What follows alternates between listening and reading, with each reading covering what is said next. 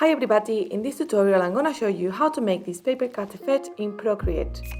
First of all, open your new canvas and pick up your color palette. I'm using cotton candy. Use any brush. I'm using one of the air brushings that they come for Procreate. Select the background color that you like and then let's start making the shapes. Draw each shape in a new layer.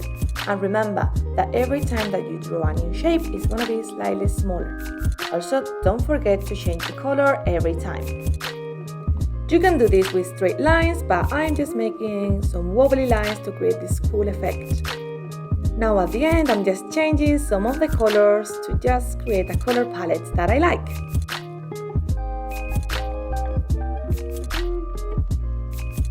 Whenever you're ready, we are gonna start making the paper cut effect. All you have to do is to duplicate every single layer. Remember that you can duplicate just swapping the layer left.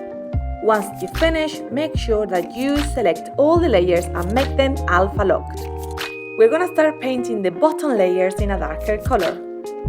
I'm using a dark gray and I'm gonna go with each new bottom layer and coloring that. As you can see in the illustration, obviously it's not gonna change because it's the layer at the bottom, but you can see in my layer settings how these are changing.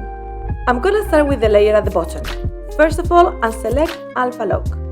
Then go to Gaussian Blur and use around a 5%. When you are ready, just go to the layer settings and set it up in multiply and lower the opacity. And that's it. You just have to repeat this process in every single gray layer. Remember, the layers at the top, the colored ones, they stay the same. We just have to modify the gray ones.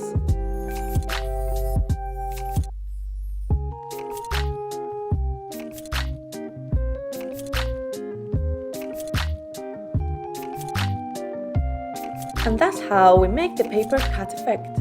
Now I just want to decorate them and add in some more details, and I'm gonna use the abstract brushes for that.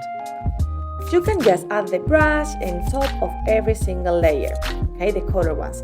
However, because I like to modify the colors at the end and also the layer's opacity, the way that I do it is to create a clipping mask on top of the color layer and then add the pattern brush. That is going to allow me that later I can modify the opacity or the color of the pattern in case I don't like it. Repeat the process in every single layer, take your time.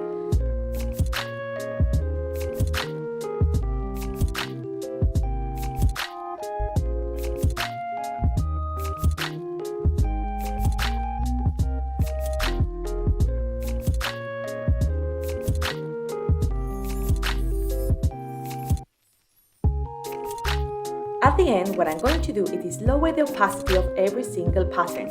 I also changed the layer mode to multiply in the darker patterns and to maybe soft light or add to the patterns that they are lighter.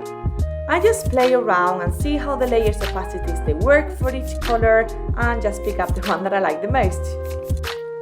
And that's it. I normally use these designs for my backgrounds in Reels, but also as you can see here in this illustration, I use exactly the same process for the sky of the illustration. I hope you enjoyed the tutorial and please let me know if you use it. Bye bye!